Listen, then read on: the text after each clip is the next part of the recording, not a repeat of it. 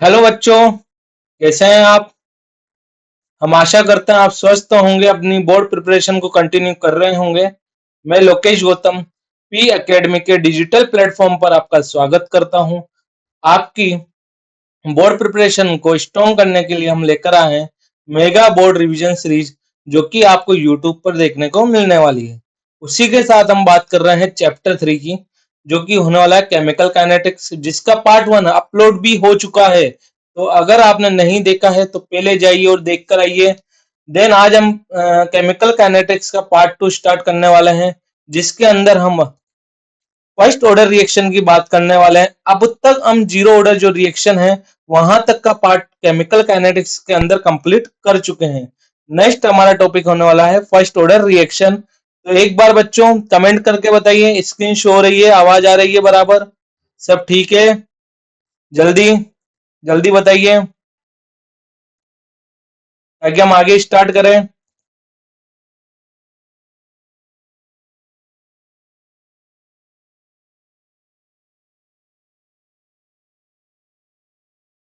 चलिए ठीक है बेटा, स्टार्ट करते हैं अब।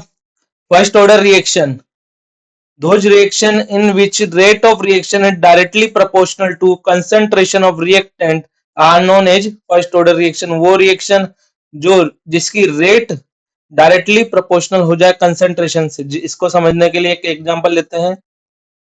ए गिव्स बी, यहां पर अगर इसका रेट लो के अकॉर्डिंग एक्सप्रेशन लिखा जाए तो वो होगा are equal to K concentration of ए, और हमें पहले ही बोला है ऑर्डर क्या होने वाला है 1। तो यहाँ देखिए जो रेट है वो डायरेक्टली किसके प्रोपोर्शनल हो जाती है, कंसंट्रेशन ऑफ रिएक्टेंट के, उसे ही हम फर्स्ट ऑर्डर रिएक्शन कहा जाता है। इसी तरह से अगर हम इसका रेट एक्सप्रेशन लिखे अकॉर्डिंग टू डिफरेंशियल इक्वेशन, तो हो जाएगा R equal to minus D concentration of A upon D T. यही होगा।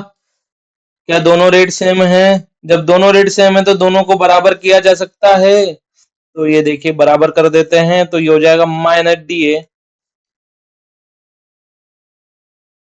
Bye D T equal to K concentration of A. यही होने वाला है, यही होने वाला है। चलिए आगे बढ़ते हैं। दोनों तरफ बोथ साइड इंटीग्रेशन लेने पर, taking integration on both side, तो लिमिट ले लेते हैं। इसके पहले यहाँ समझते हैं, अगर टी इक्वल टू 0 होगा तो एक ही कंसंट्रेशन वहां होने वाली, इनिशियल कंसंट्रेशन, जिसे हम ए नोट से डिनोट करते हैं। और वहीं प्रोडक्ट अभी बना भी नहीं है, तो वहां प्रोडक्ट की कंसंट्रेशन हो जाएगी 0। और टी टाइम पर, एट टी टाइम कंसंट्रेशन हो जाएगी ए की 80, concentration of A 8 T time, और ये हो जाएगी concentration of B 8 T time. तो यहां से अगर मैं लिमिट लेता हूं, जो कि टाइम के रेस्पेक्ट में हमें देखनी है, सबसे पहले तो हम इसको अरेंज करते हैं। बेटा ये अरेंज नहीं करा है जल्दबाजी में। ये हो जाएगा माइनस dt को हम उधर ले जाएंगे, तो ये हो जाएगा 1 upon A D A equal to K जो है वो कांस्टेंट है, इंटीग्रेशन dt कुछ इस तरह से देखने को मिलेगा। जो टाइम है वो कहां से कहां तक है, 0 टू टी। तो 0 टाइम पर एक की कंसेंट्रेशन हमें देखने को मिलती है ए नोट, और टी टाइम पर देखने को मिलती है ए टी। कुछ इस तरह से हमें एक्सप्रेशन देखने को मिलने वाला है। यहीं पर अगर हम इंटीग्रेशन करें तो 1 अपॉन ए का इंटीग्रेशन होता है ln ए, क्योंकि आपको पता होगा, यहाँ साइड में लिख देते हैं। Integration 1 upon x D x होता है हमारा ln एक्स, ln एक्स। तो यहाँ पर 1 अपॉन ए क्या हो जाएगा, ln ए। तो ये हो जाएगा ln कंसेंट्रेशन ऑफ ए, जिसकी लिमिट दी हुई है इनिशियल कंसेंट्रेशन से concentration of A eight T time, आगे माइनस इक्वल टू के 1 का जो इंटीग्रेशन होगा टी के रेस्पेक्ट में हो जाता है टी लिमिट हो जाएगी 0 टू टी। लिमिट पुट कर देंगे बेटा, लिमिट पुट करिए तो ये हो जाएगा माइनस ln concentration of A 80 time minus ln concentration of A at 0 time equal to K T minus 0, तो टी होने वाला है तो इसको हटा देते हैं, ये हो जाएगा हमारा टी माइनस 0, तो के टी। यहाँ से अगर हम के टी को आगे ले लेते हैं, के टी इक्वल टू, और जो माइनस है उसको अंदर ले चलते हैं तो ये हो जाएगा एल एन ए नोट। इसका डेरिवेशन भी ध्यान रखना होता है क्योंकि बोर्ड में पूछ लिया जाता है, तो हमें डेरिवेशन भी आना चाहिए करना, डायरेक्ट रिजल्ट पे ना जाते हुए डेरिवेशन पे फोकस करिए। तो ये हो जाएगा के टी, क्योंकि हमें पता है L N X minus L N Y जो होता है वो होता है L N X upon Y. तो यहाँ से के टी इक्वल टू हो जाएगा L N concentration of A nought upon concentration of A T at T time, at T time.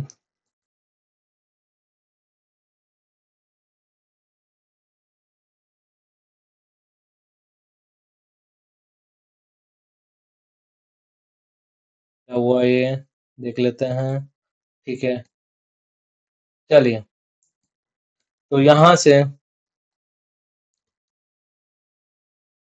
से जो हमारा मेन फॉर्मूला हो जाता है वो होगा के टी। अगर लोग के टर्म्स में लिखें तो ये हो जाएगा 2.303 log A nought by A T. ये हमारा फॉर्मूला ड्राइव हो चुका है फॉर फर्स्ट ऑर्डर रिएक्शन के लिए, जो कि होगा K T equal to 2.303 log initial concentration upon final concentration, initial concentration upon final concentration. जो के होगा वो होता है हमारा रेट कांस्टेंट। रेट कांस्टेंट के लिए यहाँ पे लिख लेते हैं रेट कांस्टेंट के, इसकी लिमिट जिसकी यूनिट होने वाली है, देखिए फॉर्मूला हमें पता है molarity 1 minus x second inverse, के की यूनिट है बेटा के। तो यहाँ से जब हम एक्स जो है हमारा ऑर्डर है तो 1 डालेंगे तो ये हो जाएगा 1 माइनस 1 0, तो फाइनल जो हमारा यूनिट बचने वाला होगा सेकंड इनवर्स। के की यूनिट हो जाती है सेकंड इनवर्स, और T is a time. Clear है बेटा यहाँ तक? चलिए इसका ये हो चुका है, नेक्स्ट टॉपिक पे चलते हैं। नेक्स्ट हमारा half life period of first order reaction. Half life period और फर्स्ट ऑर्डर रिएक्शन, तो यहाँ पर अगर हम देखें तो हाफ लाइफ पीरियड को डिनोट करा जाता है टी हाफ से। टी हाफ से तो फॉर्मूला जो अभी हमने ड्राइव करा वो होता है के टी, के टी। अब हम हाफ लाइफ पीरियड की बात कर रहे हैं तो ये हो जाएगा T half equal to 2.303 log A nought upon जो कि फाइनल वैल्यू और टाइम आधा करने पर जो कंसंट्रेशन है वो भी हाफ हो जाती है। तो यहाँ पर है T equal to, last class में हम बता चुके हैं, तो एटी हो जाएगा ए नोट बाय 2। तो जो एटी की वैल्यू है वो हम कहाँ पुट करने वाले हैं, फाइनल वैल्यू की जगह, तो ये हो जाएगा ए नोट बाय 2। इसको और सिंप्लीफाई कर लेते हैं तो ये हो जाएगा K T half equal to 2.303, A nought से ए नोट कैंसिल आउट और ये 2 ऊपर चला जाएगा तो ये हो जाएगा log 2। हो गया log 2।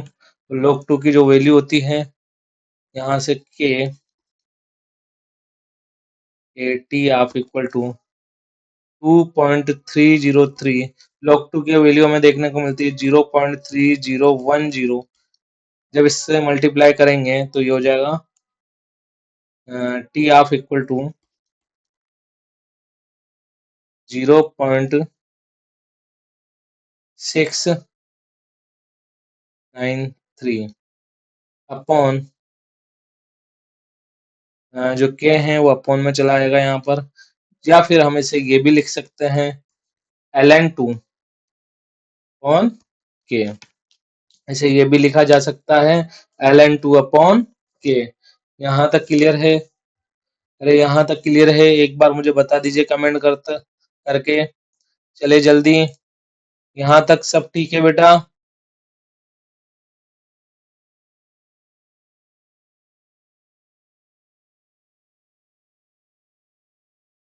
तो दो फॉर्मूला में देखने को मिलने वाले हैं। जो हमारा जनरल एक्सप्रेशन फॉर्मूला होगा K T equal to 2.303 log N nought upon 18, जो कि जब भी के टी या किसी की भी वैल्यू हमें फाइंड आउट करनी है वहां यूज में लेंगे।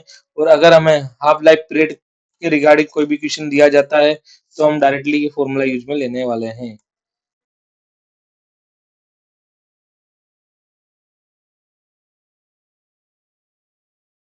इसका डेरिवेशन भी हम बता चुके हैं आपको। तो डेरिवेशन पे भी आपको अपना फोकस रखना है, ध्यान रखना है। इसी के साथ हम लेते हैं ग्राफ, जो कि एक इम्पोर्टेंट पार्ट है हमारे केमिकल काइनेटिक्स में।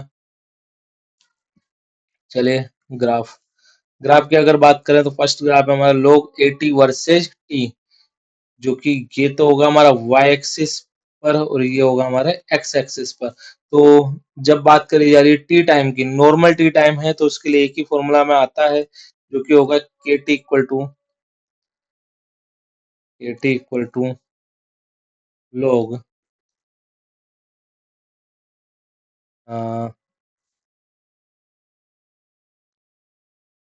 इसको और सिंप्लीफाई फॉर्म में लिख लेते हैं अपन, ताकि दिक्कत नहीं आएगा आगे। ये हो जाएगा 2.303 log के टर्म्स में लिखेंगे तो log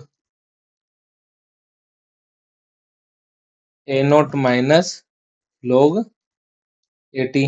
जो log ए नोट अपॉन 80 था उसको मैंने वापस log ए नोट माइनस 80 की टर्म्स में लिख लिया है, क्योंकि हमें ग्राफ में जो बताना है वो log 80 का बताना है।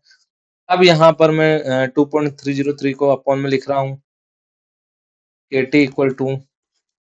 टी अपॉन 2.303 इक्वल टू हो जाएगा log A not minus log 80। यहाँ तक क्लियर है? यहाँ तक क्लियर है बेटा? तो देखिए ये तो हमारा क्या होने वाला है y एक्सिस पर, और ये होने वाला है हमें x एक्सिस पर। तो इसको y इक्वल टू mx में जमाते हैं पहले। तो इसको इधर ले लीजिए log, क्योंकि y इक्वल टू mx में जमाना है तो इसको इधर ले लीजिए। 80 इक्वल टू ये उधर ले जाइए, तो ये हो जाएगा log ए नोट माइनस के पॉइंट 2.303 इंटू टी। अब देखिए यहाँ तक दिख रहा है ना आपको? देख लेते हैं एक बार, आपको दिख तो रहा है ना यहाँ तक?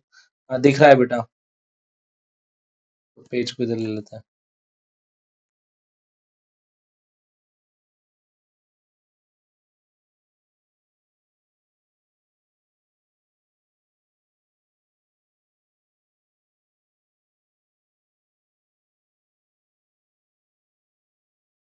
यहाँ ले लेते हैं ताकि हमें जगह देखने को मिल जाएगी। ठीक है, तो यहाँ पर अब ये हो जाएगा y equal to M X plus C, क्योंकि हमें x जो है वो t को मानना है, इसलिए हमने एम एक्स को पीछे लिखा है। और ये हमारा y है, देखिए हमने लिखा हुआ भी ऊपर बेटा, देखेंगे तो आप देखिए हमने लिखा हुआ भी है कि जो log 80 है वो y होगा, t हमारा x होगा। तो इस तरह इसको अरेंज करेंगे तो ग्राफिकल देखिए, ग्राफिकल रिप्रेजेंटेशन कैसा होने वाला है इसका। ये जो है ये y एक्सिस होती है, तो इस पर हो जाएगा log 80, और ये हमारी x एक्सिस होने वाली है जिस पर हो जाएगा टाइम t। और अगर हम देखें तो जो स्लोप है वो भी हमें माइनस में देखने को मिल रही है।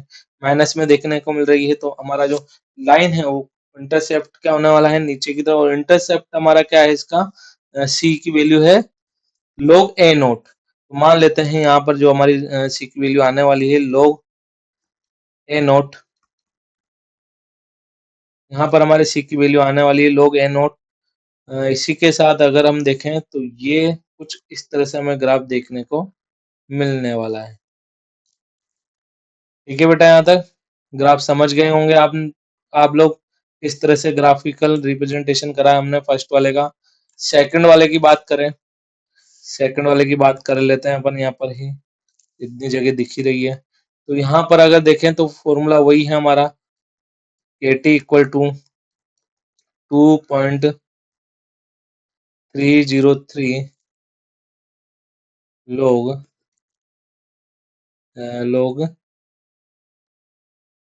N nought upon 80। क्या ये फॉर्मूला है?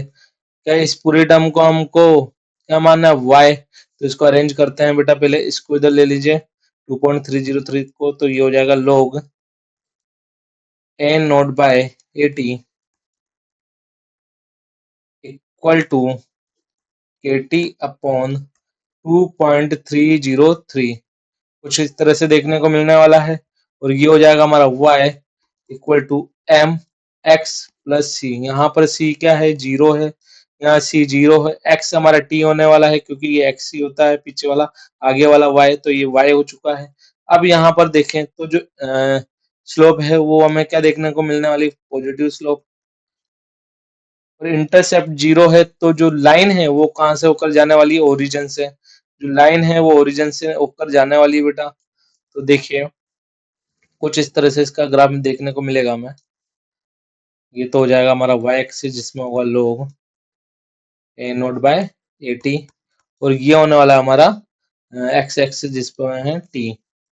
और जो लाइन है वो हमें ओरिजिन से जाती हुई दिखने वाली है, जिसका ग्राफ हो जाएगा log, जो ये ग्राफ होगा ये होगा log A nought by 80 versus t का, जहां पर जो स्लोप है, अगर इस लाइन की अगर स्लोप की बात करी जाए तो वो होगी m इक्वल टू के अपॉन 2.303 देखने को मिलने वाली है। तो यहाँ तक क्लियर है आप सभी लोगों को?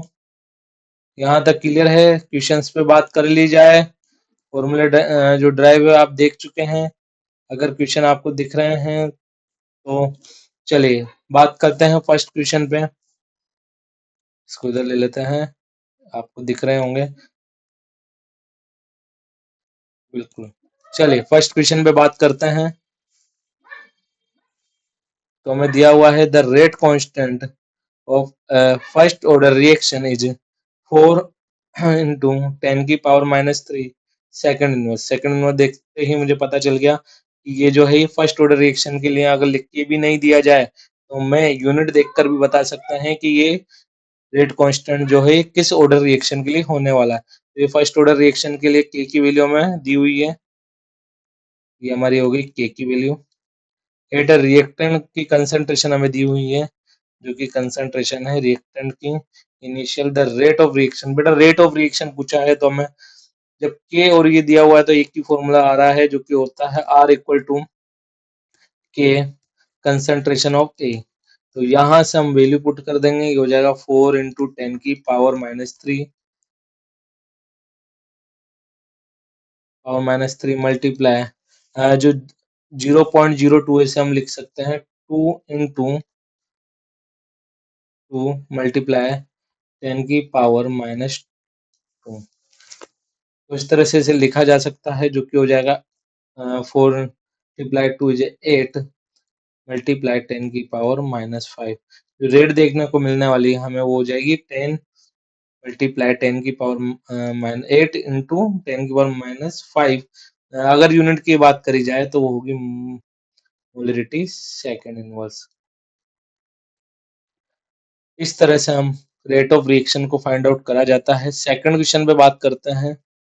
In a first order reaction, the concentration of reactant is decreased from 1m to 0.05। कहाँ से कहाँ तक जा रही है? 1m से 0.05। तो ये वैल्यू किसकी होने वाली है? हमारी इनिशियल कंसंट्रेशन, और ये होने वाली final concentration eight T time. और ये जो है 20 मिनट में हो रहा है तो हमारा ये क्या हो गया, टी हो गया।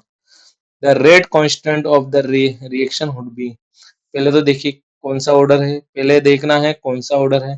फर्स्ट ऑर्डर रिएक्शन है, फर्स्ट ऑर्डर रिएक्शन की अगर हम बात करी जाए तो मेरा एक ही फॉर्मूला आता है, K equal to 2.303 T log A naught by A T. ये फॉर्मूला भी हमने ड्राइव करा है, ये डेरिवेशन देख चुके हैं आप, तो वैल्यू पुट कर सकते हैं, तो करिए 2.303 अपॉन 20 log ए नॉट है हमारा 1 अपॉन 0.25,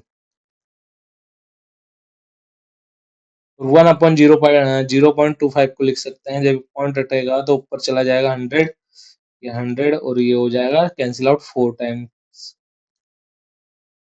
ये हो गया हमारा 2.303 अपॉन 20 इंटू, जब 4 है तो 4 आगे ये हो जाएगा 2 का स्क्वायर, तो log 2 स्क्वायर, तो स्क्वायर जो है वो कहाँ आ जाएगा, आगे आ जाएगा।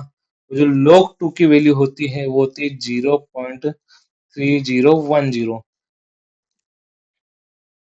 तो यहाँ से हम इसको मल्टीप्लाई कर लेंगे, तो मल्टीप्लाई करने के बाद देखिए ये तो गया 10 टाइम्स, और ये दोनों को जब मल्टीप्लाई करेंगे तो ये होता है 0.693 डिवाइड बाय 10, तो ये वैल्यू हो जाएगी, क्योंकि ये वैल्यू 2.303 मल्टीप्लाई 0.6010 अभी हम देख के आए हैं हाफ टाइम पीरियड में, तो ये जो वैल्यू हो जाएगी 0.06, रेट कांस्टेंट होने वाला है हमारा 0.066 सेकेंड इनवर्स। यूनिट का भी बहुत ध्यान रखना है बेटा, यहाँ तक दिख रहा है आपको, यूनिट का भी ध्यान रखना है।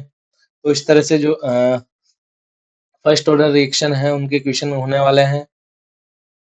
अब यहाँ पर 2 क्वेश्चन हम कर चुके हैं, बाकी के क्वेश्चन आप करने वाले हैं, और हमें कमेंट करके जरूर बताइएगा कि आपसे बना या नहीं बना, और बना है तो क्या आंसर होने वाला है। तो 6 क्वेश्चन है, 2 हो चुके हैं, एक बार आप स्क्रीन पॉज करके लिख लीजिए और हम आगे बढ़ रहे हैं, हम आगे बढ़ रहे हैं बेटा।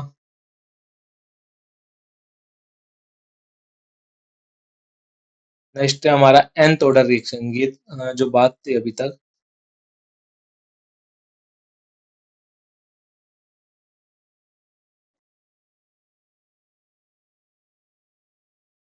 देखिए अब हम बात करने वाले हैं nth ऑर्डर रिएक्शन, क्योंकि जीरो ऑर्डर रिएक्शन हम बात कर चुके हैं, फर्स्ट ऑर्डर रिएक्शन हम बात कर चुके हैं। अब हम जनरल फॉर्मूला लिखने वाले हैं nth ऑर्डर रिएक्शन का, जो आपको दिख रहा होगा सामने, लिखा हुआ है आपके सामने बेटा, At equal to 1/n-1 bracket 1 concentration of A 80 time की power n-1 minus 1 concentration of A at initial time की पावर n-1। यहाँ पे जो फॉर्मूला है वो किसका होने वाला है, nth ऑर्डर रिएक्शन का, जहां पर k हमारा रेट कांस्टेंट है, t इज टाइम, n क्या है यहाँ पे, ऑर्डर, n है हमारा बेटा ऑर्डर, है हमारा ऑर्डर, जहां पर ये कभी भी 1 नहीं हो सकता, जहां पर कभी भी n इक्वल टू 1 नहीं हो सकता, बाकी कुछ भी हो सकता है, 0 2 3 4 5, बाकी 1 कभी नहीं होगा। अगर आपको सेकंड ऑर्डर रिएक्शन की इक्वेशन दे दी जाए तो उस केस में आपको क्या करना है, देखिए n इक्वल टू 2, कोई इक्वेशन आ चुका है आपके सामने जो कि सेकंड ऑर्डर रिएक्शन का है, और अब आपको फॉर्मूला नहीं पता है तो कुछ नहीं करना है बेटा, इस सामने जनरल फॉर्मूला है, वैल्यू डालो, ये हो जाएगा के टी इक्वल टू 1 जब n की वैल्यू 2 डालेंगे तो ये हो जाएगा 80, 2 - 1 1, देखिए यहाँ n है, यहाँ पे 2 - 1 इज 1, माइनस 1 अपॉन, यहाँ पर 2 लिखेंगे जब तो हो जाएगा 2 - 1 ए नोट की पावर 1। तो ये जनरल फॉर्मूला देखने को मिलने वाला है हमें किसका, सेकंड ऑर्डर रिएक्शन का। अरे देखते देखते ही सेकंड ऑर्डर रिएक्शन भी कंप्लीट हो गया। सेकंड ऑर्डर रिएक्शन,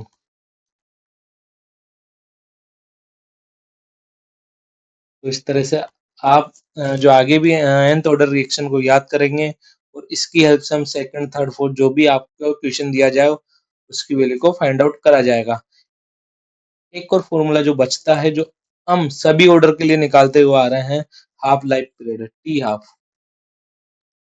है, टी हाफ। और टी हाफ अगर nth ऑर्डर के लिए निकाला जाएगा तो देखिए टाइम हाफ करने पर कंसंट्रेशन भी हाफ हो जाती है। तो यहाँ पर जो 80 है क्या आने वाला है बताओ जल्दी, क्या होगा, ए नोट बाय 2 हो जाएगा, ए नोट बाय 2।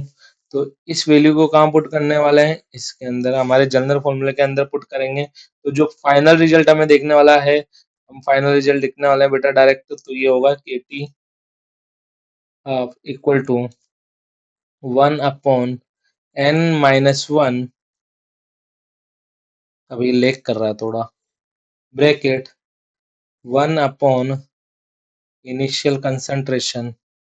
देखिए जब यहाँ पर मैं कंसंट्रेशन जो है 80 की वो लिखूंगा ए नोट बाय 2, तो यहाँ पर ये 2 जो होगा ऊपर चला जाएगा, तो ये हो जाएगा हमारा, डायरेक्ट अपन रिजल्ट पे फोकस करते हैं, डायरेक्ट रिजल्ट लिख देते हैं बेटा, डेरिवेशन काम का नहीं है इसका। तो जो डायरेक्ट रिजल्ट होगा वो 2 की पावर n-1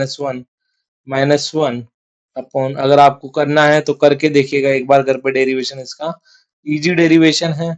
डायरेक्ट ये वैल्यू पुट करनी है और सिंपलीफाई फॉर्म में लिखना है, जिसमें ये हमारे पास स्टैंडर्ड फॉर्म आने वाली है टी हाफ की। ये हमारी स्टैंडर्ड फॉर्म हो गई टी हाफ और nth order reaction. nth order reaction के लिए इसी तरह से अगर मैं टी हाफ और इनिशियल कंसंट्रेशन के बीच में रिलेशन पूछूं आपसे तो क्या होने वाला है, देखिए के क्या होता है, कांस्टेंट, 1/n-1 भी कांस्टेंट, 2 की पावर n-1 भी कांस्टेंट। तो क्या ये लिखा जा सकता है रिलेशन टी हाफ प्रोपोर्शनल होगा 1 upon concentration of A not n-1 के। ये होगा क्या, देखिए सोच के बताइए, जल्दी कमेंट करिए, होगा या नहीं होगा। अरे होगा। जब ये होगा तो यहाँ से इस रिलेशन की हेल्प से क्या ये लिखा जा सकता है, T half of 1 T half 2 equal to initial concentration of A naught 2 upon initial concentration of A naught 1 और टोटल पावर में आ जाएगा इसके n-1। क्या ये होगा, क्या टी हाफ प्रोपोर्शनल जब होगा तो इस तरह से लिखा जा सकता है, तो लिखा जा सकता है। तो जरा क्वेश्चन देखना, तो क्वेश्चन देखिए एक बार, क्या है question, half life of period of catalyst, नहीं catalytic decomposition of NH3 gas at initial pressure of 100 mm of Hg is found to be 4 hour and 200 mm of Hg is 2 hour। क्या हमें अलग अलग time पर pressure दिया हुआ है, concentration दी हुई है, क्या इनिशियल प्रेशर दिया हुआ है, तो लिखिए और ऑर्डर निकालिए क्या होगा, क्या ऑर्डर होने वाला है। तो देखिए टी हाफ अगर 4 है, देखिए हम डायरेक्ट में फॉर्मूला अप्लाई कर रहा हूँ बेटा, हम इस पूरे डाटा को मानने वाले हैं 1 के लिए, ये 1 के लिए हो जाएगा हमारा, ये पूरा डाटा कंप्लीट डाटा होने वाला है 2 के लिए। ये चल क्यों नहीं रहा है, चल रहा है, चलो लेक कर रहा है थोड़ा। तो जो टी हाफ 1 के लिए हो जाएगा ये, तो टी हाफ है हमारा 4 अपॉन टी हाफ 2 होता है 2 इक्वल टू इनिशियल कंसंट्रेशन 2 के लिए, इनिशियल 2 की इनिशियल कंसंट्रेशन है 200 mm ऑफ Hg। देखिए प्रेशर की कंसंट्रेशन को प्रेशर के टर्म में भी लिखा जा सकता है, क्योंकि Pv इक्वल टू nRT होता है, वहां से प्रेशर जो है वो प्रोपोर्शनल हो जाता है कंसंट्रेशन के। तो ये जो फॉर्मूले हैं ये कंसंट्रेशन पे भी अप्लाई, फॉर्मूले है वो प्रेशर पे भी अप्लाई होते हैं, क्योंकि कंसंट्रेशन में तो हम निकाल चुके हैं। तो ये जो फॉर्मूला है ये हमें प्रेशर पे भी अप्लाई कर सकते हैं, क्योंकि आइडियल गैस के अंदर जो प्रेशर है वो प्रोपोर्शनल हो जाता है कंसंट्रेशन से। अगर नहीं पता है तो बता देना, वो भी बता देंगे, कमेंट कर दीजिएगा, बता देंगे वो भी, सब बता देंगे आपको। तो यहाँ से ये अब हमें लिखना है इनिशियल कंसंट्रेशन ऑफ ए। तो 1 की इनिशियल कंसंट्रेशन है 100 और पावर में आएगा n-1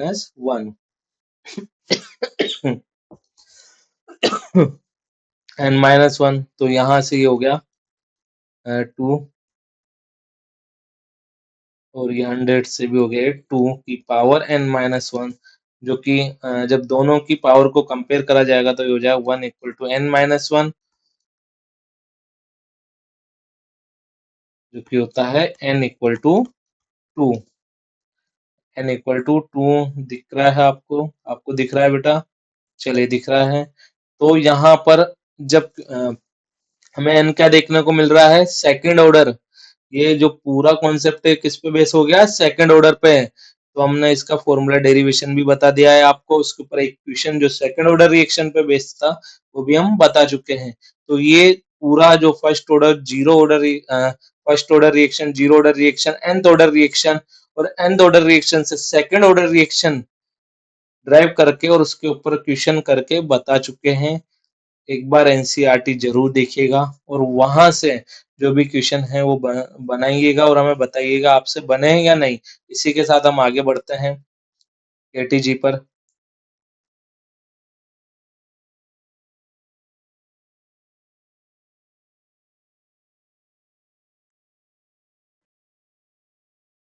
एक बार देख लीजिए सब सही चल रहा है? बिल्कुल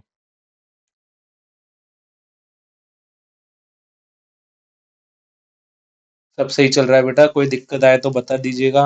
इसी के साथ हम आगे बढ़ते हैं।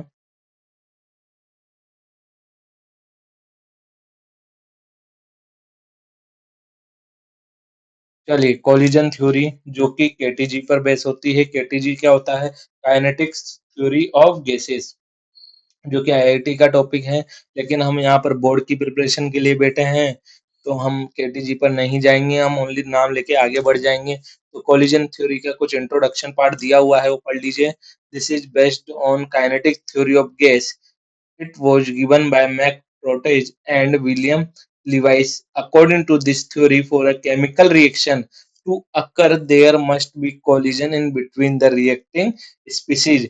क्या होता है कोलिजन थ्योरी? जो रिएक्टिंग स्पीसीज है, रिएक्टेंट है, उसमें जो रिएक्टिंग स्पीसीज है वो आपस में, उनके एटम्स या स्पीसीज जो है वो आपस में क्या करते हैं? कोलिजन करते हैं। और कोलिजन करके किस में चेंज होते हैं? प्रोडक्ट में चेंज होते हैं। इसे ही हम कोलिजन थ्योरी कहा जाता है। नेक्स्ट हम इसी पर बेस होने वाली है कोलिजन फ्रीक्वेंसी। नेक्स्ट हमारा कोलिजन फ्रीक्वेंसी। कोलिजन फ्रीक्वेंसी क्या होता है बेटा? It is define a total number of collision per second in unit volume. Unit volume के अंदर पर सेकंड में कितने एटम्स आपस में कोलाइड कर रहे हैं उन्हें ही हम क्या बोला जाता है? नंबर ऑफ कोलिजन्स कहा जाता है। वो नंबर ऑफ कोलिजन्स ही क्या होते हैं? Collision frequency. कोलिजन फ्रीक्वेंसी क्या हो गया? कितने एटम्स आपस में कोलाइड कर रहे हैं पर second per unit volume, is a collision frequency, जिसे डिनोट करा जाता है जेड से। और कोलिजन फ्रीक्वेंसी जो वैल्यू है वो देखने को मिलती है हमें 10 की पावर 25 टू 10 की पावर 28 कोलिजन पर सेकंड पर सेंटीमीटर क्यूब। जो पर यूनिट पर सेकंड में जितने कोलिजन देखने को मिलते हैं वो होता है हमारा कोलिजन फ्रीक्वेंसी, जिसकी वैल्यू भी हमें दी हुई है। इसी के साथ जो कोलिजन है वो दो तरह के होते हैं, effective collision and ineffective collision. दो तरह के कोलिजन हमें देखने को मिलते हैं। इफेक्टिव कोलिजन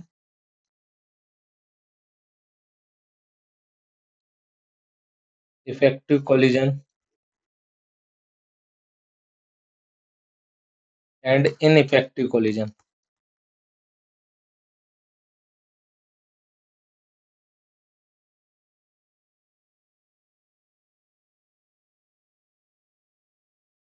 दोनों को एक साथ समझते हैं बेटा।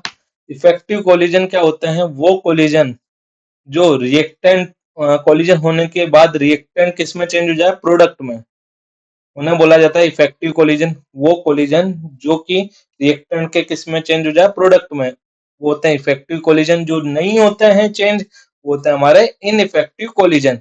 इफेक्टिव कोलिजन जो मॉलिक्यूलर आइटम चेंज हो रहे हैं उन्हें बोलते हैं हम एक्टिव मॉलिक्यूल, उन्हें बोला जाता है एक्टिव मॉलिक्यूल। लिख लेते हैं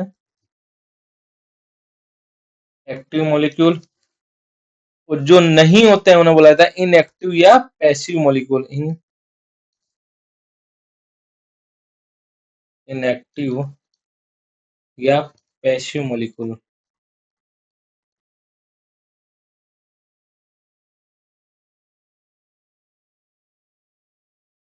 जो कोलिजन्स जो कोलिजन्स रिएक्टेंट मॉलिक्यूल किस में चेंज हो जाए? प्रोडक्ट में, उसे बोलते हैं इफेक्टिव कोलिजन। जो नहीं होते हैं वो होते हैं इनइफेक्टिव कोलिजन।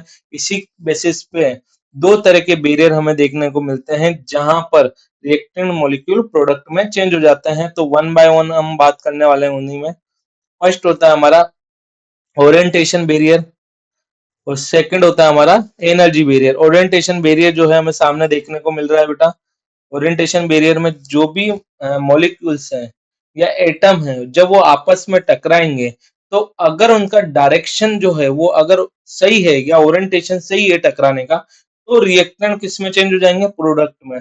अगर उनका जो कोलिजन है वो ही सही नहीं हुआ है या बोल सकते हैं उनका डायरेक्शन सही नहीं है, तो वो कोलिजन, वो जो रिएक्टेंट है वो प्रोडक्ट में चेंज नहीं होते हैं और वो किस में चले जाते हैं? इन इफेक्टिव कोलिजन में चले जाते हैं, जो कि हमें सामने देखने को मिल रहा है। देखिए, जो क्लोरीन आयन है वो किससे टकरा है? क्लोरीन एनओ से टकरा रहा है। अगर वो क्लोरीन और क्लोरीन आपस में टकरा रहे हैं, क्लोरीन और क्लोरीन आपस में टकरा रहे हैं, तब जाकर वो Cl2 और NO बनाकर प्रोडक्ट बना रहा है, जो कि प्रोडक्ट में चेंज हो जा रहा है। लेकिन अगर टकराव जो है वो सही नहीं हो, जैसे कि क्लोरीन और ऑक्सीजन जब आपस में टकरा रहे हैं, क्लोरीन और ऑक्सीजन जब आपस में टकरा रहे हैं, तो ये कोई सही ओरिएंटेशन नहीं है। जब ये सही ओरिएंटेशन नहीं है तो ये टकराने के बाद वापस अपनी अपोजिट डायरेक्शन में चले जाएंगे। इससे हमें कोई भी प्रोडक्ट देखने को नहीं मिलेगा। तो इसे बोला जाता है इनइफेक्टिव कोलिजन। और यही हमारा क्या होता है? Orientation barrier. जो कि अगर कोलिजन सही है, टकराव अगर सही होने वाला है या ओरिएंटेशन अगर परफेक्ट होने वाला है, तो वो रिएक्टेंट मॉलिक्यूल किसमें चेंज होंगे? प्रोडक्ट में। अगर ओरिएंटेशन ही सही नहीं है, टकराव जो है वो सही डायरेक्शन में नहीं हो रहा है, तो वो जो प्रोडक्ट में चेंज नहीं होते हैं। सेकंड है हमारा एनर्जी बैरियर। सेकंड पार्ट है इसका बेटा एनर्जी बैरियर। डायग्राम देख के पता चल रहा होगा किसके हैं, जरा कमेंट करके बताना कौन सा एंडो है कौन सा एक्जो है। ये हो गया हमारा बी पार्ट, एनर्जी बैरियर।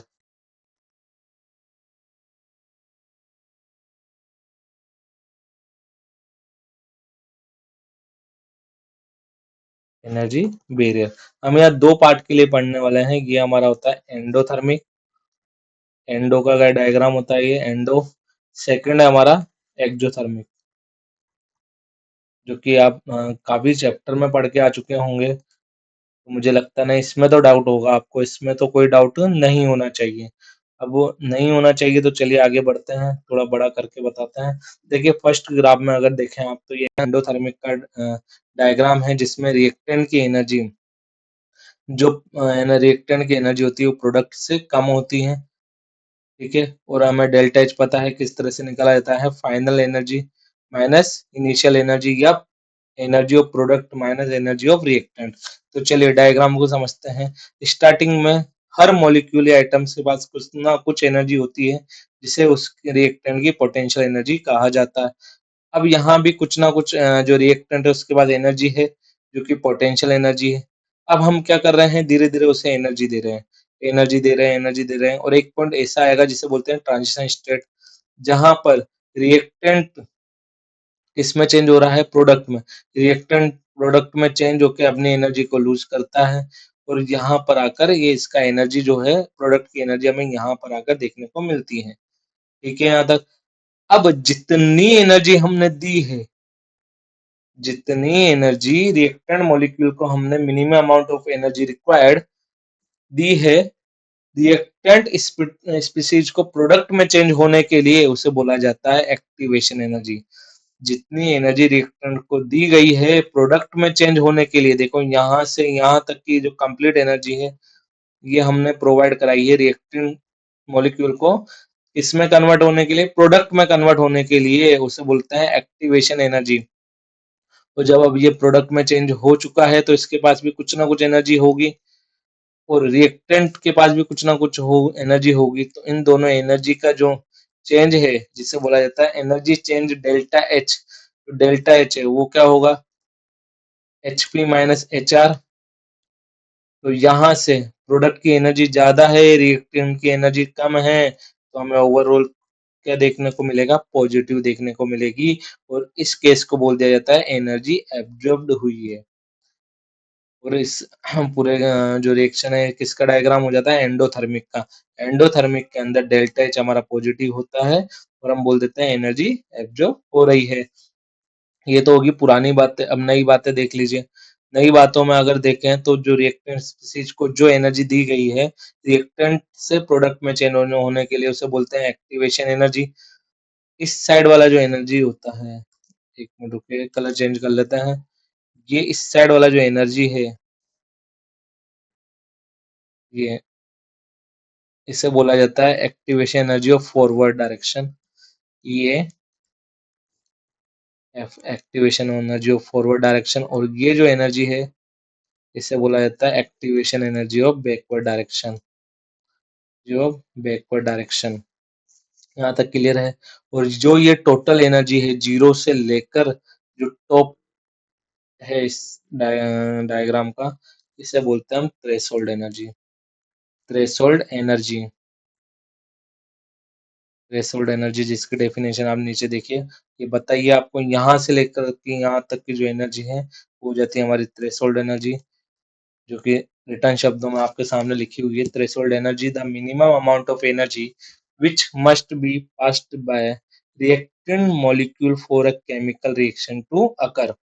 और वही एक्टिवेशन एनर्जी हो जाती है the minimum amount of energy required, energy which must be passed by reactant molecule for converting into product. ये पोजिस्ड है, ये गलत लिखा है क्या इन्होंने, हाँ। ठीक है। तो यहाँ तक क्या एंडोथर्मिक के लिए आप समझ चुके हैं। तो अगर मैं एक और डेफिनेशन लिखूँ अगर डेल्टा एच की, तो डेल्टा एच का फॉर्मूला हो जाता है एक्टिवेशन एनर्जी टर्म्स में activation energy of forward minus activation energy of backward. तो यहाँ हमें डेल्टा एच का फॉर्मूला देखने को मिलता है in terms of activation energy. इसी तरह से अब हम एक्जोथर्मिक के लिए बताने वाले हैं। एक्जोथर्मिक के अंदर भी जो रिएक्टेंट है इसके पास कुछ ना कुछ एनर्जी होगी। अब जब वो कुछ ना कुछ एनर्जी होगी तो कुछ एनर्जी हम दे देंगे, तो वो जो रिएक्टेंट स्पीसीज है वो किसमें चेंज हो जाएगा, प्रोडक्ट में चेंज हो जाएगा। अब प्रोडक्ट में चेंज होने के बाद जो मॉलिक्यूल है वो अपनी एनर्जी को लूज करेगा। अगर वो रिएक्टेंट से भी ज्यादा ज्यादा एनर्जी लूज कर देता है, और वो जो एनर्जी है वो रिएक्टेंट की एनर्जी से भी कम हमें देखने को मिलती है, तो वो केस हो जाता है हमारा एक्जोथर्मिक का, जहां पर delta H equal to H P minus H R जो होता है वो नेगेटिव हो जाता है। आपको दिख रहा होगा नेगेटिव, क्योंकि प्रोडक्ट की एनर्जी कम है, कम में से बड़े को घटाएंगे तो क्या देखने को मिलेगा, हमें नेगेटिव देखने को मिलने वाला है। तो यहाँ पर डेल्टा एच हमारा क्या हो जाता है, नेगेटिव हो जाता है। इसी तरह से जो रिएक्टेंट मॉलिक्यूल को हमने एनर्जी दी है, रिएक्टेंट में से प्रोडक्ट में चेंज होने के लिए, उसे हमें एक्टिवेशन एनर्जी कहा जाता है। और ये जो एनर्जी होगी इससे हम बोल सकते हैं activation energy of forward direction, और ये जो एनर्जी होगी इसे बोला जाएगा activation energy of backward direction. Clear है। इसी तरह से अगर इसका डेल्टा एच निकाला जाएगा तो कुछ इस तरह से ही देखने को मिलेगा, जो कि फॉर्मूला है। दोनों के लिए डेल्टा एच की वैल्यू जरूर अलग होगी, इसके लिए नेगेटिव आने वाली, उसके लिए पॉजिटिव आने वाली, लेकिन फॉर्मूला तो सेम ही होगा। तो फॉर्मूला थोड़ी ना चेंज हो जाता है, तो फॉर्मूला सेम देखने को मिलने वाला है। तो सारी बातें हो चुकी हैं। यहाँ से लेकर और यहाँ तक की जो टोटल एनर्जी होगी, जिसे हम बोलेंगे थ्रेशोल्ड एनर्जी, ये टॉप से लेकर नीचे जीरो तक की हो जाएगी हमारी थ्रेशोल्ड एनर्जी। सभी बातें क्लियर है क्या यहाँ तक? यहाँ तक सभी बातें क्लियर हैं? कमेंट करके बताइए जल्दी। क्या सभी बातें क्लियर है क्या बेटा यहाँ तक? यहाँ तक कोई डाउट आप लोगों को? तो बढ़ जाएं आगे। चलिए, तो जैसे कि हम बात कर रहे थे, किसी भी रिएक्टेंट मॉलिक्यूल को प्रोडक्ट में चेंज होने के लिए दो बैरियर जो है वो क्रॉस करने होते हैं। फर्स्ट था हमारा ओरिएंटेशन बैरियर, जिसे हमने समझा कि जो मॉलिक्यूल्स जब कोलाइड कर रहे हैं तो उनकी डायरेक्शन सही होनी चाहिए, ओरिएंटेशन सही होना चाहिए।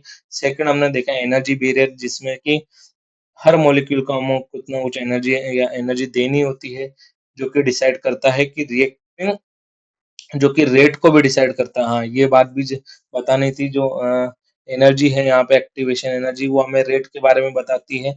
अगर एक्टिवेशन एनर्जी ज्यादा होगी, एक्टिवेशन एनर्जी अगर ज्यादा है, तो हमारी जो रेट ऑफ रिएक्शन है वो भी ज्यादा होने वाली है। जैसे कि आगे समझते हैं, यहाँ पे लिख लेते हैं।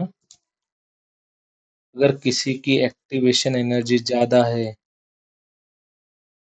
तो रेट ऑफ रिएक्शन क्या देखने को मिलेगा? कम देखने को मिलेगी। ये ध्यान रखना है, एक्टिवेशन एनर्जी अगर ज्यादा है तो रेट ऑफ रिएक्शन कम देखने को मिलेगी, मतलब रिएक्शन जो है वो स्लो होने वाली है, वो स्लो होने वाली है। इसका एक आपको क्या बोलते हैं, जुगाड़ बोल लीजिए या शॉर्ट ट्रिक बोल लीजिए, वो बता देते हैं। देखिए, जितना बड़ा स्लोप होगा, जितना बड़ा स्लोप होगा, एक्टिवेशन एनर्जी उतनी ज्यादा, रेट ऑफ रिएक्शन उतनी ही कम। तो जितना बड़ा स्लोप, रेट ऑफ रिएक्शन उतनी कम। अब यहाँ पर देखिए, क्या ये स्लोप छोटा है, तो इसका रेट ऑफ रिएक्शन ज्यादा होगा। अगर मैं दोनों डायग्राम में कंपेयर करके बताऊं आपको, तो इधर वाले डायग्राम का जो है रेट ऑफ, मैं देख लूं एक बार, आपको किधर दिख रहा है यार? इस साइड वाला जो डायग्राम है, इस साइड वाले डायग्राम,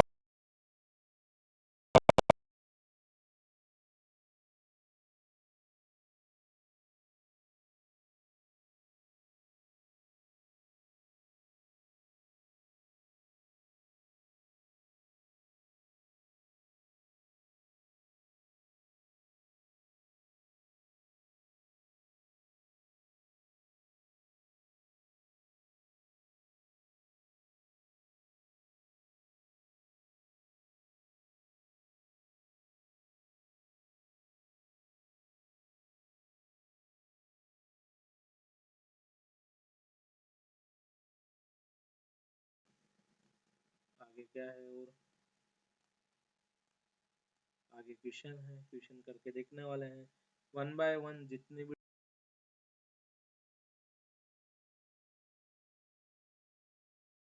सभी क्वेश्चंस के आंसर देने हैं। तो करिए, जल्दी आप करिए। सब चीजें बता चुके हैं, ये बस करने की देर है। अगर हम देखें, डायग्राम देखें, तो पहले मुझे बताइए, एंडो का डायग्राम है या एक्जो का? तो देखा जाए तो ये एंडो का है। देखने का तरीका, ये एक्जो का है। फिर गलत बोल दिए भाई, गलत बोल दिए, एक्जो का है। देखने का तरीका क्या होता है? अगर रिएक्टेंट और प्रोडक्ट में, रिएक्टेंट अगर ऊपर है प्रोडक्ट से, तो हेक्सो होगा, एक्सो होगा। और अगर रिएक्टेंट नीचे है प्रोडक्ट से, तो एंडो होगा। ट्रिक याद रखिए, डायरेक्ट ट्रिक याद रखिए। तो यहाँ पर अगर हम बात करेंगे, एक्सो का डायग्राम है, तो ये जो एनर्जी है, सबसे पहले energy threshold energy. Threshold energy zero से लेकर जो इसका टॉप है वहां तक की जो एनर्जी होती है, वो हमारी थ्रेशोल्ड एनर्जी होती है। तो यहाँ से इसकी वैल्यू डायरेक्ट लिख देंगे 50। अरे आ गया, देखते ही आ गया 50। एवरेज एनर्जी ऑफ रिएक्टेंट, जो रिएक्टेंट है उसकी एनर्जी क्या है? ये एनर्जी यही होगी क्या रिएक्टेंट की? तो ये कितनी है? 20। लो, ये भी आ गया। तो देखने पे आंसर आ रहे हैं, जल्दी बताइए मुझे कमेंट करके क्या आंसर आ रहे हैं आपके। देखने पे आ रहे हैं। एक्टिवेशन एनर्जी ऑफ फॉरवर्ड, क्या यही एक्टिवेशन एनर्जी ऑफ फॉरवर्ड होता है क्या? यही होता है। तो 50 माइनस 20 तो ये हो गया 30। अरे थर्ड भी आ गया। अरे फोर्थ भी तो आ चुका है। यहाँ से यहाँ तक की एनर्जी होती है एक्टिवेशन एनर्जी ऑफ बैकवर्ड। तो ये होता है 50 माइनस 10 तो ये हो गया 40। ये हो गया 14। और इसी तरह से अगर बात करी जाए हीट ऑफ रिएक्शन की, तो हीट ऑफ रिएक्शन जो होता है वो होता है delta H equal to mine activation energy of forward minus activation energy of backward. तो यहाँ से एक्टिवेशन एनर्जी फॉरवर्ड कितना है? ये हमारा निकाला था हमने, ये रहा 30 माइनस 14। तो ये आ गया है हमारा नेगेटिव वैल्यू -10। जो डेल्टा एच की वैल्यू आई है वो -10 आई है। और अगर आपको एक और फॉर्मूला याद हो, ये वाली वैल्यू जो निकाली हमने डेल्टा एच वो -10 आई है, और दूसरा फॉर्मूले से अगर निकाला जाए तो वो होगा प्रोडक्ट की एनर्जी माइनस रिएक्टेंट की एनर्जी। एंथैल्पी बोल लो या एनर्जी बोल लो, एक ही बात है। तो प्रोडक्ट की एनर्जी है हमारे पास 10 और रिएक्टेंट की एनर्जी है 20। तो यहाँ से भी -10 किलो कैलोरी हमें देखने को मिल रहा है। तो इस तरह से डेल्टा एच की वैल्यू को फाइंड आउट करा जा सकता है। डायग्राम देखकर देखकर ओनली इतनी चीजों के आंसर बताए जा सकते हैं। बिना पेन चलाए तो आप भी करके देखिए। सेकंड क्वेश्चन भी आपको करना है, जो कि बहुत इजी है और डायरेक्ट फॉर्मूला बेस्ड क्वेश्चन होने वाला है। इसी के साथ अब हम आगे बढ़ते हैं। तो चलते हैं नेक्स्ट पीडीएफ पे अपनी, थर्ड।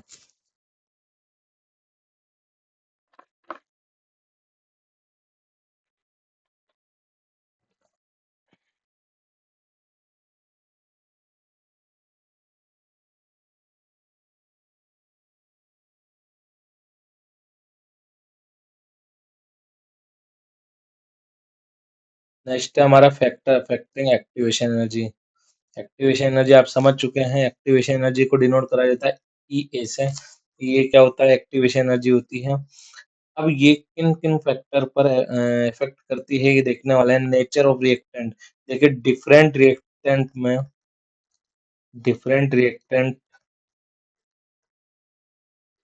होंगे तो बॉन्ड जो होंगे वो भी डिफरेंट होंगे। डिफरेंट बॉन्ड देखने को मिलेंगे।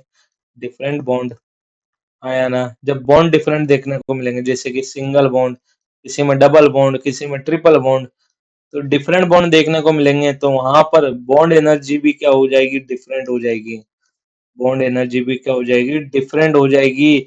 इस वजह से इस वजह से एक्टिवेशन एनर्जी जो है वो भी अलग अलग रिएक्टेंट की अलग अलग देखने को हमें मिलने वाली है। तो जो सीधा सीधा हम बोल सकते हैं कि जो रिएक्टेंट रिएक्टेंट है, नेचर ऑफ रिएक्टेंट, उसको डायरेक्ट एक्टिवेशन एनर्जी इफेक्ट करने वाला फैक्टर है।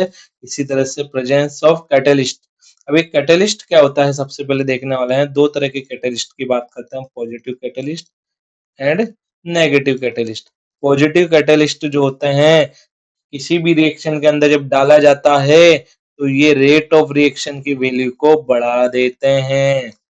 ROR रेट को बढ़ा देते हैं। और जो नेगेटिव कैटलिस्ट को डाला जाता है तो वो रेट ऑफ रिएक्शन की वैल्यू को डिक्रीज कर देते हैं, जिसे इनबिटर भी कहा जाता है। देखिए ग्राफ से हेल्प से देखते हैं हम। ये कोई ग्राफ है।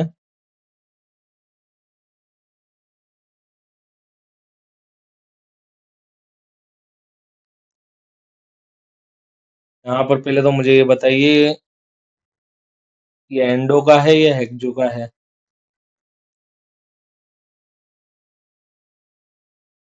ये एंडो का डायग्राम है बेटा, ये एंडो एंडो का है।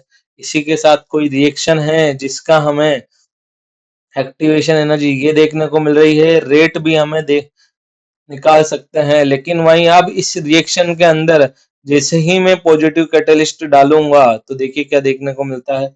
पॉजिटिव कैटलिस्ट डालने पर जो एक्टिवेशन एनर्जी है वो क्या हो जाती है? कम हो जाती है। ज्यादा ही चला गया क्या था? इस तरह से तो जो रेट ऑफ रिएक्शन है वो बढ़ जाती है। ये हो गया हमारा पॉजिटिव कैटलिस्ट, जिसको रिएक्शन में डालने पर एक्टिवेशन एनर्जी कम हो जाती है और रेट ऑफ रिएक्शन बढ़ जाती है। समझ में आ गया। इसी तरह से नेगेटिव कैटेलिस्ट की बात करी जाए तो नेगेटिव कैटेलिस्ट को जब डाला जाता है तो एक्टिवेशन एनर्जी बढ़ जाती है, एक्टिवेशन एनर्जी बढ़ जाती है। तो ये देखिए यहाँ से और यहाँ तक में एक्टिवेशन एनर्जी जो है नेगेटिव कैटेलिस्ट को डालने पर एक्टिवेशन एनर्जी बढ़ गई है, बढ़ गई है। तो रेट ऑफ रिएक्शन क्या हो जाएगी, कम हो जाएगी। रिएक्शन की रेट क्या देखने को मिलेगी, हमें कम देखने को मिलेगी। तो ये दो फैक्टर है जो हमारी एक्टिवेशन एनर्जी को इफेक्ट करते हैं। आपको समझ में आ चुके होंगे आई होप। तो आगे हम देखते हैं क्या हुआ ये। तो नाराज हो रहे हो भाई? हाँ ठीक है, चलिए। तो इसी के साथ जो हम अभी जो टॉपिक था हमारा कोलिजन थ्योरी, उसकी लिमिटेशन कुछ है, तो लिमिटेशन आपको सामने दिख रही होगी, पढ़ लीजिए जल्दी। This theory is mainly applicable for gaseous reaction and for solution in which reacting species are molecule. ये ओनली गैसेस रिएक्शन और सॉल्यूशन के लिए ही एप्लीकेबल होती है। This is theory mainly applicable for simple biomolecular gases reaction. ये only simple biomolecular gases reaction जो देखने को मिली थी, जो कि हमने लास्ट जो हमारा चैप्टर था उसके अंदर पढ़ा था कि मोलिकुलरिटी क्या होती है और उस कॉम्प्लेक्स रिएक्शन और सिंपल रिएक्शन क्या होती है, सभी चीजें हम पढ़ चुके हैं। तो जो सिंपल बायोमोलिकुलर रिएक्शन होती है जिसमें दो दो तरह के मॉलिक्यूल्स जो होते हैं वो आपस में कोलाइड कर रहे होते हैं, ओनली ये जो थ्योरी है उसी पर एप्लीकेबल हो पाती है। कॉम्प्लेक्स रिएक्शन या मोर देन 3 मोलिकुलरिटी वाले जो कॉम्प्लेक्स रिएक्शन है उस पर ये एप्लीकेबल नहीं हो पाती है। Third point is it consider molecule to be sphere but ignore their structural aspect. जब ये थ्योरी आई थी तो उस टाइम पर जो भी एलिमेंट थे या जो भी मॉलिक्यूल से सबको एटम को स्पेयर मान के काम चला लिया था। लेकिन जैसे जैसे अभी आज के टाइम पर अगर हम बात करें तो हर मॉलिक्यूल का कुछ ना कुछ स्ट्रक्चर या शेप हमें देखने को मिलता है। तो इस बात को यहाँ पर इग्नोर कर दिया गया। तो ये 3 लिमिटेशन है जो हमें केटीजी की बोल लीजिए या फिर बोल लीजिए कोलिजन थ्योरी, इसके लिए बेस है। इसी के साथ आगे बढ़ते हैं।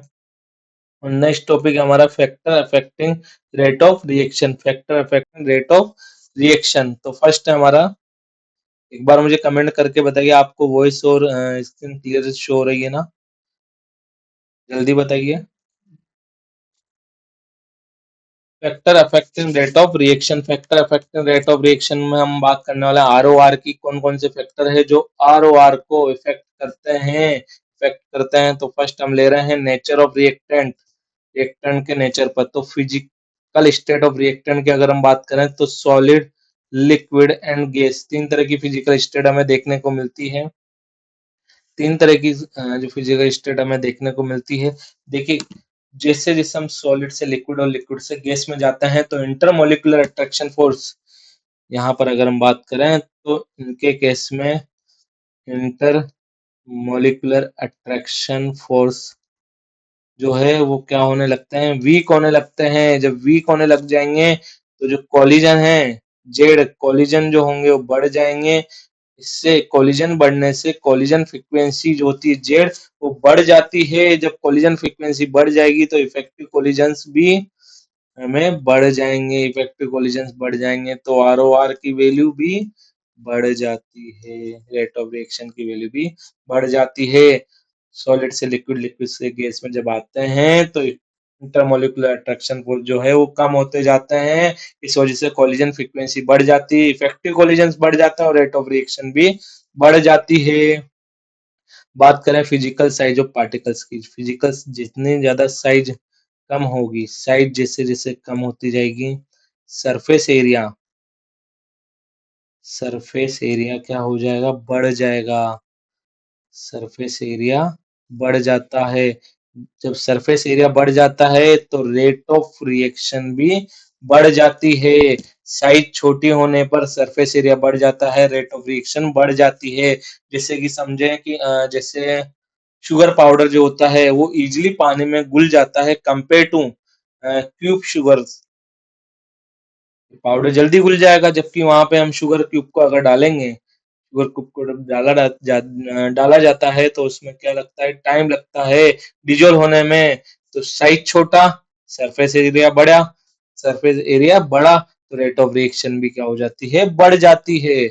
इसी तरह से अगर केमिकल नेचर ऑफ रिएक्टेंट की बात करें, तो अभी हम बात करके आए हैं यार, आपको पता होगा केमिकल नेचर ऑफ रिएक्टेंट, जैसे ही डिफरेंट केमिकल के लिए डिफरेंट एलिमेंट या मॉलिक्यूल मॉलिक्यूल ले लेते हैं, डिफरेंट मॉलिक्यूल में बॉन्ड जो होते हैं वो भी डिफरेंट देखने को मिलते हैं, जैसे कि single, double, triple, different bond देखने को मिलते हैं। तो डिफरेंट बॉन्ड देखने को मिलेंगे तो बॉन्ड एनर्जी बढ़ जाती है, बॉन्ड एनर्जी बढ़ जाएगी तो रेट ऑफ रिएक्शन कम हो जाएगी। रेट ऑफ रिएक्शन कम हो जाएगी क्योंकि बॉन्ड एनर्जी, अब हमें ज्यादा एनर्जी देनी होगी ना, जब ज्यादा एनर्जी देनी होगी तो रेट ऑफ रिएक्शन कम हो जाती है।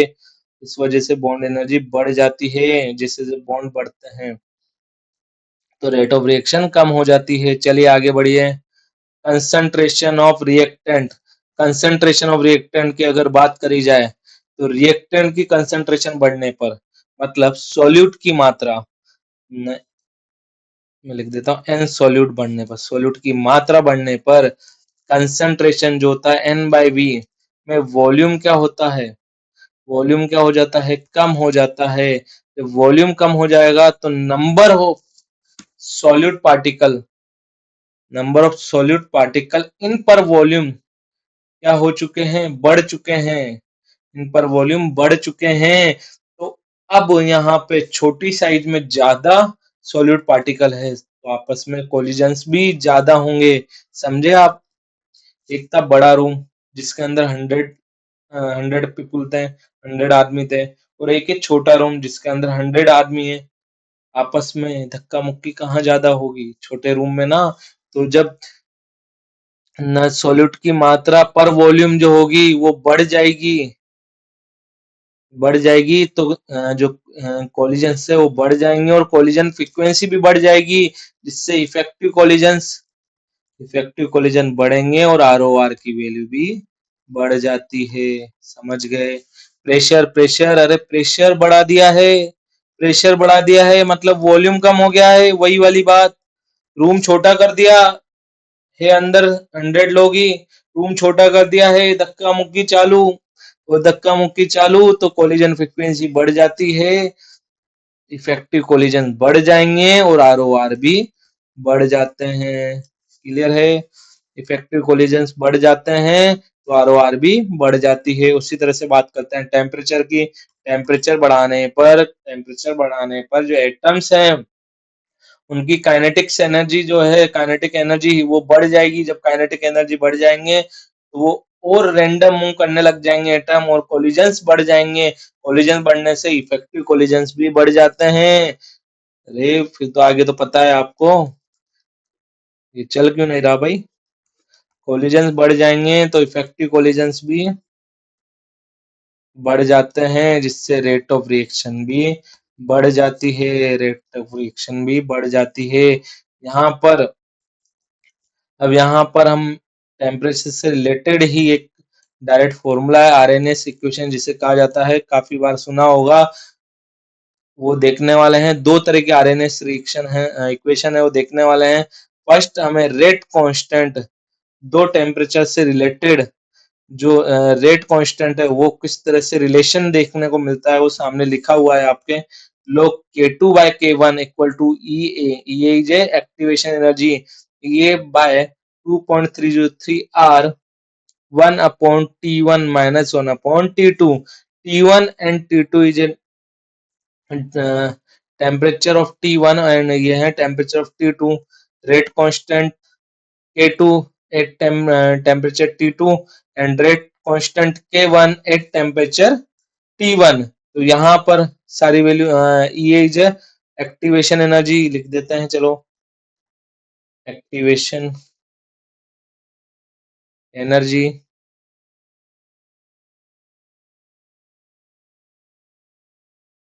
T1 T2 टेम्परेचर,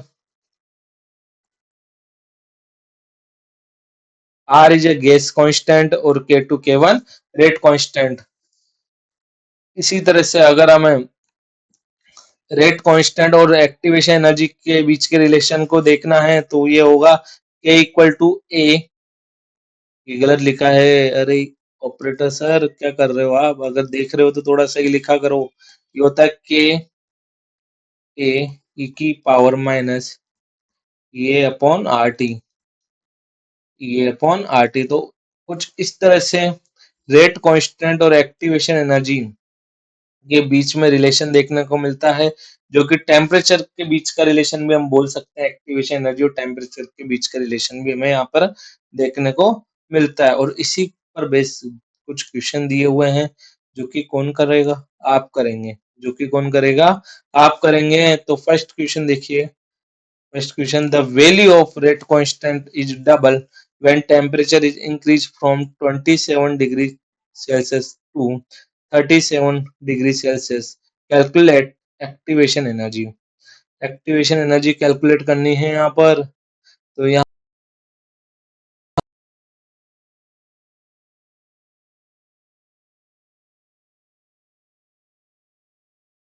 दिक्कत है क्या, आपको स्क्रीन शो हो रही है?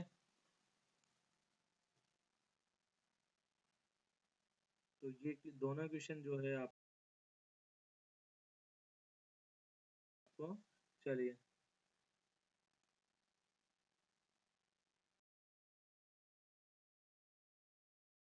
एक बार देख लेते हैं बेटा, सब सही चल रहा है ना? सब सही चल रहा है। तो यहाँ पर हमें एक्टिवेशन एनर्जी की वैल्यू फाइंड आउट करना है। जब भी आपको दो टेम्परेचर दिए जाएं और एक्टिवेशन एनर्जी पूछा जाए तो हम डायरेक्टली कौन सा फॉर्मूला यूज में लेने वाले हैं, ये वाला फॉर्मूला हम यूज में लेने वाले हैं। तो ये हो जाएगा लोग, राइट वैल्यू पुट कर रहे हैं, रेट कांस्टेंट इज डबल। तो जब रेट कांस्टेंट डबल हो गई है मतलब ये 2k हो गई है, पहले k थी अब 2k हो चुकी है, इक्वल टू, ये हमें फाइंड आउट करना है अपॉन 2.303 आर 1 अपॉन T1 अगर हम लिखें तो केल्विन में हमें लिखना होगा, जो कि हो जाएगा 300 माइनस 1 अपॉन 310।